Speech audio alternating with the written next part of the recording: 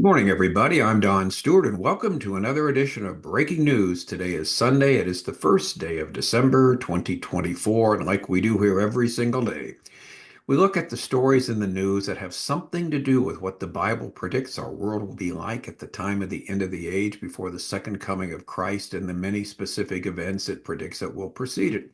And as we see here every single day, the stories continue to line up. So let's look at them. Number one, and not surprising here at all, France warns that alleged Israeli violations risk the collapse of a Lebanese ceasefire. France already is trying to micromanage what's going on. We're going to talk about that, the problem that it causes. Now, our second story emphasizes what the IDF says, the Israeli Defense Force. They say we rely solely on ourselves. The commanders say this when addressing the Lebanese ceasefire. We're going to take it from here. Thank you. Now, Iran, which is, of course, in back of all of this and pushing this, plans new uranium enrichment expansion. That's from the International Atomic Energy Association. So they're expanding their enrichment of uranium to produce a nuclear weapon. Not surprising.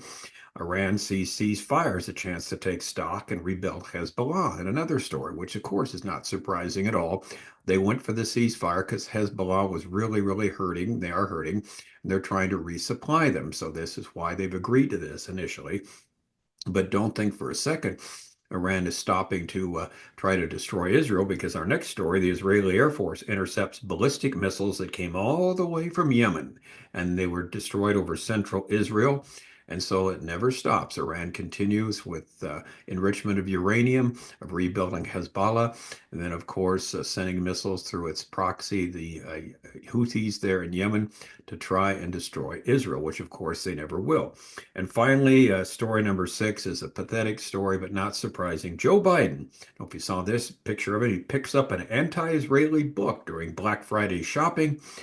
A book written by a Columbia University professor that is just total anti-Israel, full of contradictions, mistakes, but Biden's going to use that for his reading and hope to God he doesn't get any ideas from that while he's still in office of doing some type of response against Israel, because this book is absolutely a horrific book. But he walks out of the bookstore, and the book is, big as life in his hands. And so this is, of course, is worrisome. So never a dull moment, is there? All right, let's look at the stories. Number one.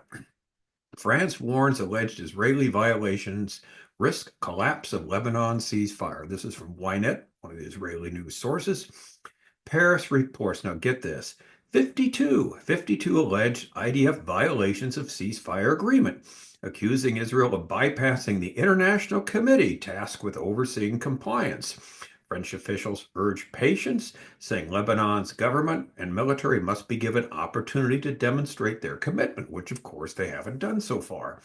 France on Sunday expressed concern that the fragile ceasefire agreement signed last week to end the fighting between Israel and Hezbollah in Lebanon could collapse, citing 52 alleged Israeli violations. Now let's stop here. What were the violations about? It was about taking out Hamas. There were a couple of times they were going to shoot missiles over. There were, drone attacks against Israel. In other words, the violations were basically were done to stop Hezbollah from firing on Israel. And so yet they're blaming Israel for defending itself because the so-called committee hadn't been set up yet to do anything. And so, according to French officials, they've acted against these alleged Hezbollah violations. And here's their problem. They didn't consult the international committee tasked with monitoring compliance under the agreement. So they're very upset. Israel on its own just took out these Hezbollah terrorists. They took out, I think it was a couple of munitions areas, a few drones that were going to be flying or had been flying towards Israel. And so they took it on themselves to do it. And so France is all upset now because you didn't ask us. Can you imagine what that's going to be when they see a violation of the ceasefire? They have to go through some committee, and you know what committees do. Anyway, Israel's defending their actions, saying, look, the committees aren't fully operational till Monday or Tuesday. We did what we had to do. We're going to continue to do what we had to do. And so bottom line is this story is worrisome as far as the ceasefire holding for any significant time. Israel's not going to put up with France trying to micromanage their security. Furthermore, the fact that the Israelis must consult some international committee before responding to Hezbollah movements in southern Lebanon, will certainly be unworkable. This fits what we've written in our book, 25 Signs We're Near the End. And sign number 7, there'll be a continual search for peace in Israel. They will not have any peace as the whole world remains against them and gets worse and worse. Now, if you're new to us, that book is a free download from our website, Educating Our World, one of 12 books we have on Bible prophecy. They're all free downloads that explains the signs of the end that are right now, that are predicted to occur. Now, what's interesting, as we've mentioned before, but it's always worth mentioning again, in the 25 signs we list, there's some 70 specific details embedded in these signs that have already been literally fulfilled. In other words, much of the predictions have already been fulfilled about the time of the end. 70 specific ones have been literally fulfilled already, and 30 other ones are on the way to being fulfilled. So, which tells us that the Bible obviously is the Word of God. The God of the Bible knew the future, tells us what's going to happen in the future. And so we can see that he's in control of all things. That's why we encourage you to get the book, download it, read it, and study it, because it's all there for you. 25 signs, we're near the end. All right, headline number 2 picks up on the last one. We rely solely on ourselves. This is the Israeli Defense Force commanders addressing the Lebanon ceasefire. Here's the understatement of the year.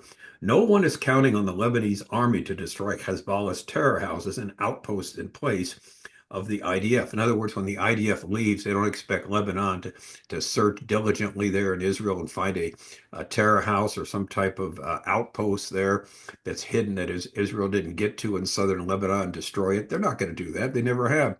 The United Nations didn't do that in the 19 years or so they were there, supposedly, providing security for Israel. And certainly the Lebanese army's not going to do something like that. And basically, here's the bottom line. They said anything we don't manage to destroy or transfer to Israeli territory will remain in Hezbollah's hands. And the worrisome thing is, if there's things left behind, this can again allow another October 7th to happen, but this time on the north, if they can rebuild from what's already there that's still in place. And that's why Israel is doing what it can to destroy all the munitions, all the terror houses, etc. Now, it's interesting. The article goes on to say that Israel's hinted that they may stay in southern Lebanon a little longer than the 60 days if they have to make sure everything is destroyed as far as the eye can see there in that 18-mile stretch from their border to the Litani River there in southern Lebanon. Now, the good news is in 60 days, Donald Trump will be president.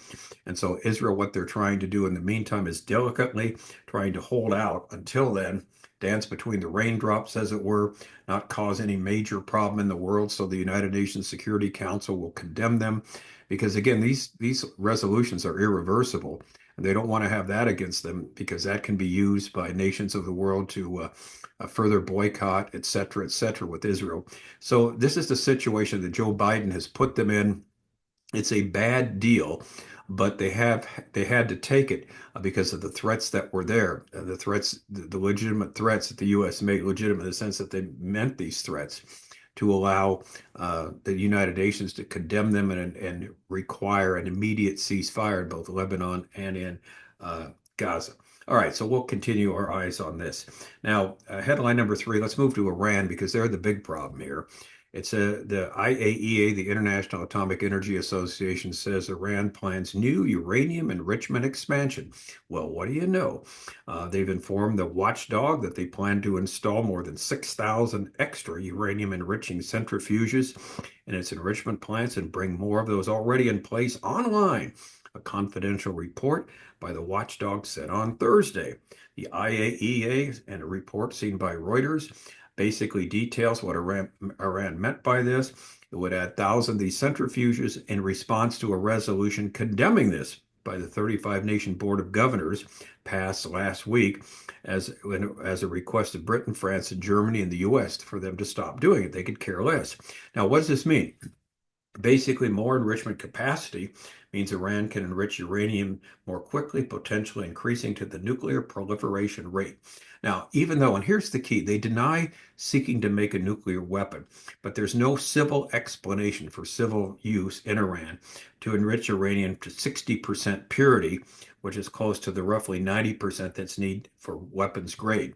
what's interesting, any country who's ever produced uranium to 60% purity has eventually went on to produce a nuclear weapon because there's no other reason to do that. That's precisely what they're trying to do. So Iran's intentions will never change. However, unless they attack Israel in response to Israel's latest attack, remember they've been threatening to respond to that, and they haven't done that. It seems Israel's going to have to wait till Donald Trump takes office before doing something that has to be done. But they will do something. I'll have to because of the enrichment of uranium against the International Atomic Energy Association, the rules, the restrictions that are made. They could care less. And so something has got to give. Now, headline number 4 fits this. Iran sees the ceasefire in Lebanon as a chance to take stock and rebuild Hezbollah. Iran sees the 4-day-old ceasefire between Israel and Hezbollah as a chance to rebuild the Lebanon-based terror organization, according to sources close to the group. This is quoted by the Washington Post. The sources say that the truce gives Iran a chance to take stock of what was previously its strongest proxy in the region, rebuild, and try to destroy deterrence. In other words, all right, they've lost 90% of their leaders. We've lost a tremendous amount of assets, military assets. We talked about this, what was it, yesterday or the day before, the number of weapons that were destroyed, that were found, the hideouts that were there.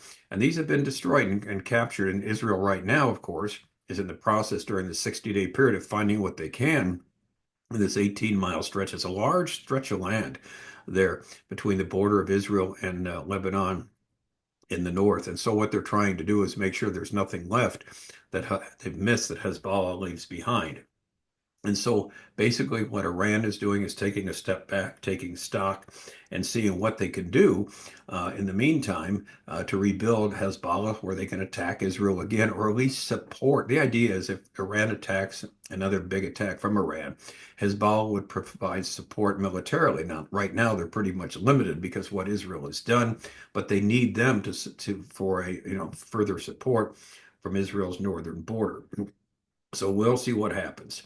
Okay, so this too is predictable. Iran suddenly hadn't changed its mind about destroying Israel, though with help from through its help surrogate Hezbollah, through its help with surrogate Hezbollah. In fact, as our next story illustrates, Iran is still moving forward to it. Here was a headline last night. My little app went off. The red alert Israel, meaning some type of bomb or drone hit Israel. I thought, what's going on? Is the ceasefire from Hezbollah been broken? No, this was a ballistic missile, an international ballistic missile coming from Yemen that was shot all the way to Israel. And headline number 5, the IAF, the Israeli Air Force, intercepted this ballistic missile over central Israel. No one was hurt. There are pieces, I guess, that hit the ground, but the sirens went off to let the people know that, yeah, there's another rocket attack, but this time it's from way down south in Yemen again. Now, again, when a Trump presidency comes into effect, this will not happen. Yemen will be threatened to be hit with full force from the U.S. By Donald Trump and the U.S. Military there in the area. If they even think about doing something in the future, he will let them know you don't even want to think about it. Now, the U.S. had done a few things and responded militarily to Yemen in the past for what they've done with the shipping there in the Red Sea. But once Trump's in office, believe me, he'll threaten them, and he will do it if they don't listen. And they know he'll do it to basically obliterate anything of their infrastructure of their country. And so this is going to take them off the table. So what's going to happen here, it seems? You've got Hamas basically off the table there in Lebanon, in Gaza. You've got in Lebanon now Hezbollah not doing anything. Now they're trying to rebuild. And the Houthis, of course, will not be able to do anything either in fear of their destruction. So Iran is kind of left on its own. So that's why it's enriched in uranium quickly, because it won't need the Houthis. It won't need Hezbollah. It won't need Hamas. If they have a nuclear weapon that they can fire and hit Israel, they only need one to destroy it. That was the title of a book a number of years ago by the Ayatollah in Farsi, the language there of Iran. One bomb. All we need is one bomb and Israel's gone. Well, so there's collateral damage in Lebanon, so there's collateral damage in Egypt or wherever. They don't really care. They want to get rid of Israel. So that's their ultimate goal. Now, we know it's not going to happen from Scripture, but that is their goal.